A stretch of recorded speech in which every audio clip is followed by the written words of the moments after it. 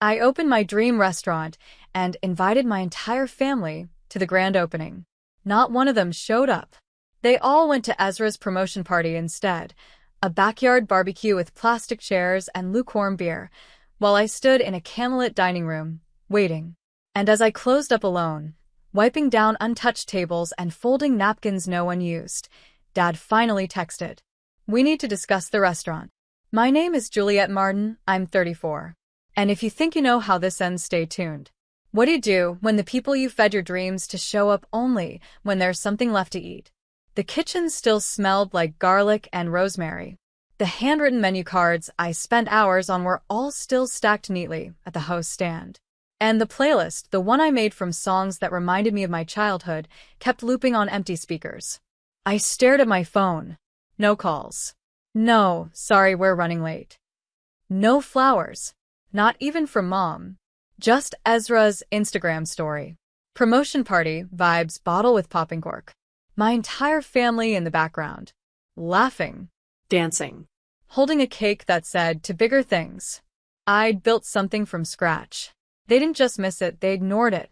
So when Dad texted, I didn't ask what he wanted to discuss. I knew. He was worried about the money he assumed he'd get. The family tab. The unspoken discount he thought he'd earned just by sharing my last name.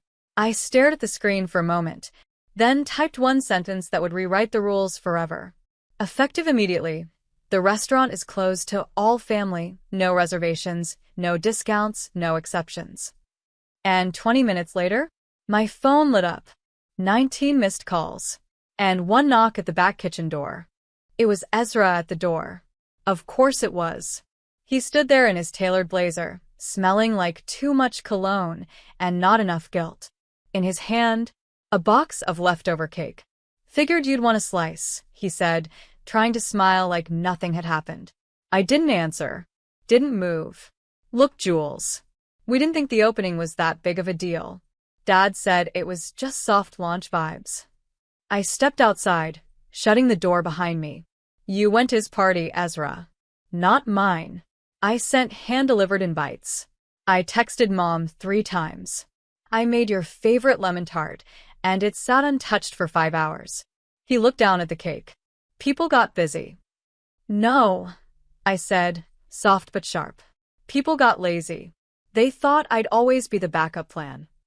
I walked past him and threw the trash bag I'd been carrying into the dumpster. "Jules, come on. It's not that deep." But it was. It had always been deep. From the way Dad introduced me as the artsy one, to how Mom constantly compared my restaurant dream to Ezra's marketing job. They wanted me to stay small, so they wouldn't have to explain me. Ezra followed me back to the door. "I think Dad wants to invest now. He sees potential. He asked me to talk to you." There it was. The real reason. Not guilt. Not support. Just business. "Tell Dad the restaurant's fully funded," I said calmly. "And the investor bought exclusive rights to my loyalty." Ezra blinked. "What does that mean?" I smiled. "It means you're late. And I don't do leftovers." I walked back inside and locked the door behind me. On the other side, I could hear him breathing. And then walking away. The next day, I changed the locks. Not just at the restaurant, but at my apartment too.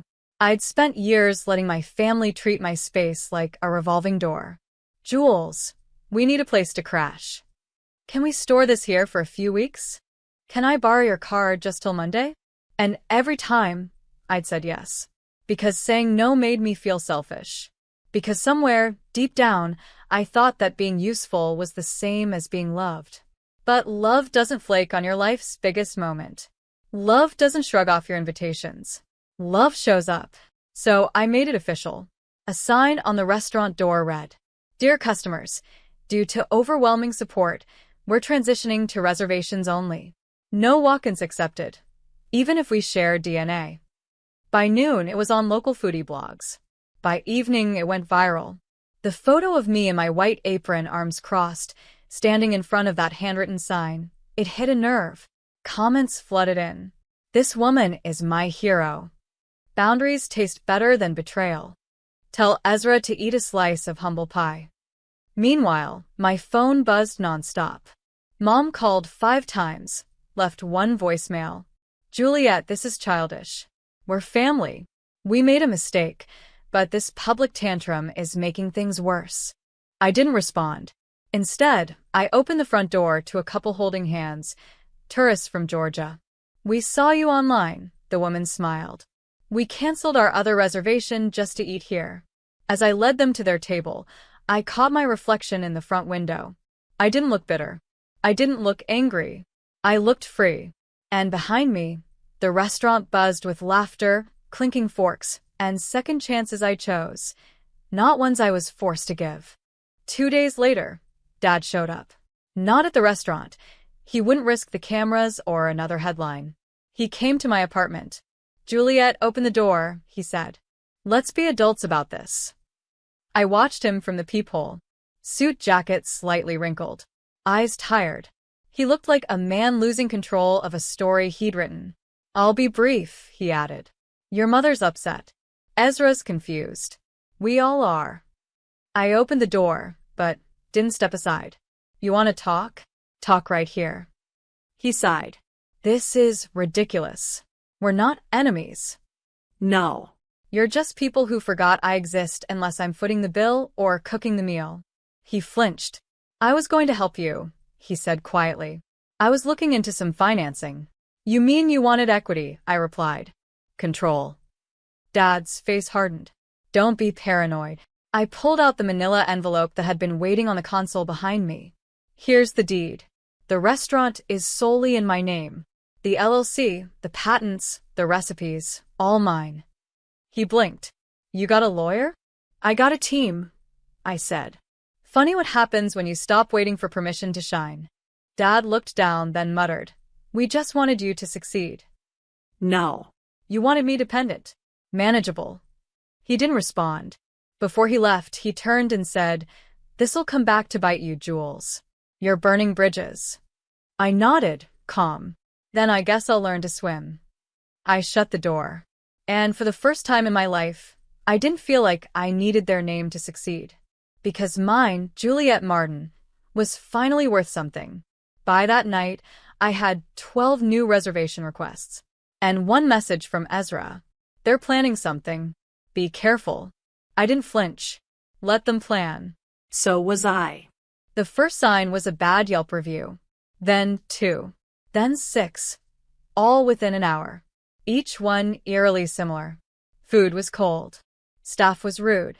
Owners stared at us like we didn't belong. Only problem? None of those names were in the reservation log. And we never had cold food. I knew what this was.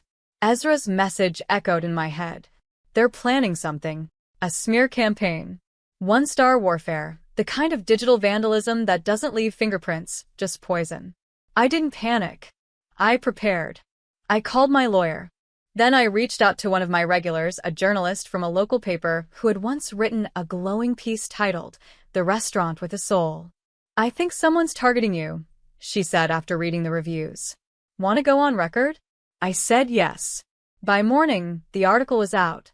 Beneath the apron strings, how a rising star chef fought back against family sabotage.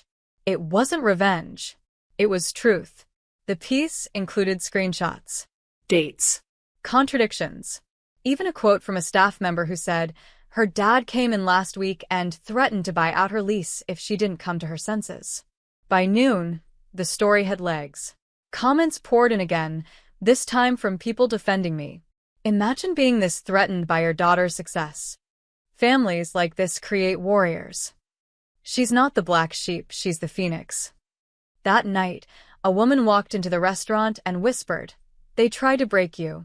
But I came here to tip you $1,000 just for standing up. I cried in the walk-in fridge. Not out of weakness, but relief. Because for once, I wasn't alone. The world had seen what they did. And they chose me. You said. The next move wasn't mine. It was Ezra's fiancée, Natalie. She showed up during closing hours, no reservation. Just a fragile smile and a trembling phone in her hand. Can I talk to you? She asked. Please. Just a minute. I almost said no, but something in her eyes, guilt, maybe, held me still. She sat across from me in the last booth by the window, her hands wrapped tight around a coffee cup I hadn't poured yet. I didn't know, she whispered. I didn't know how far they were going. I stayed quiet. They created a WhatsApp group. Your mom, Ezra, your Aunt Linda, even your cousin Mark. It was called Project Reset. The plan was to pressure you into selling the restaurant or force you to fail. I didn't flinch. I already knew. Natalie continued, her voice cracking. Ezra said they were just trying to bring you back to reality. But after the article went viral, they turned on each other. Your mom blamed Ezra. Ezra blamed your dad. It's chaos now. I leaned back, watching her. Why are you telling me this? She looked ashamed. Because they dragged me into it. And because I don't want to marry someone who treats his sister like that. She slid her phone across the table. Screenshots. Messages. Voice notes. Proof. I stared at them. Names. Dates. Plans. Natalie cleared her throat. If you want to go public, you have my blessing. I didn't respond. Not yet. Because revenge wasn't about noise. It was about timing. And this wasn't about getting even. This was about getting free. I looked her in the eye. Thank you, I said. You just gave me everything I needed. And I meant it. Sometimes the last card you need comes from someone ready to leave the table, too. The headlines hit at 9:12 a.m. Chef Juliette Martin's family caught plotting to sabotage her career. Leaked messages confirm. I hadn't spoken to any press. I didn't need to. Natalie leaked the messages herself, posted them with a simple caption.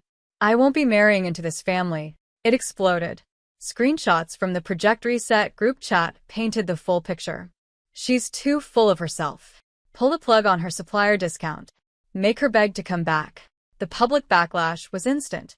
Supporters of the restaurant flooded social media with hashtag #StandWithJuliette. People who had been silent before, old friends, high school classmates, even past coworkers, all spoke up. She was always the one carrying everyone. They used her until she had nothing left. This is why she shines, she fought alone. By noon, my reservation list was booked out for 6 weeks.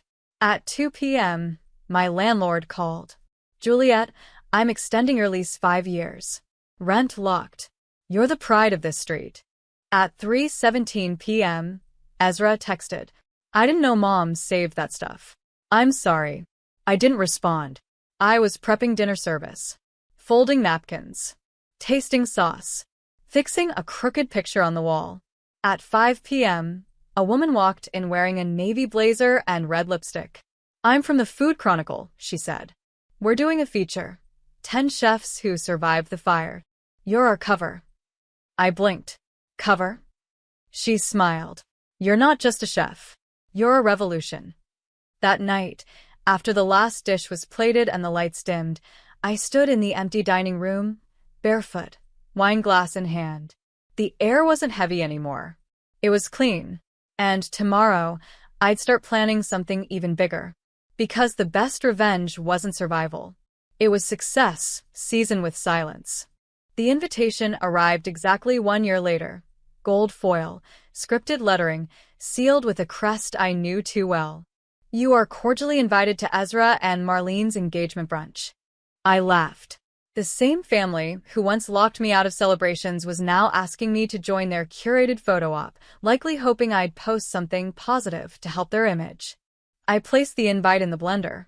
Then I opened my laptop and finalized a deal I'd been negotiating for months. Juliette's Table, my second location.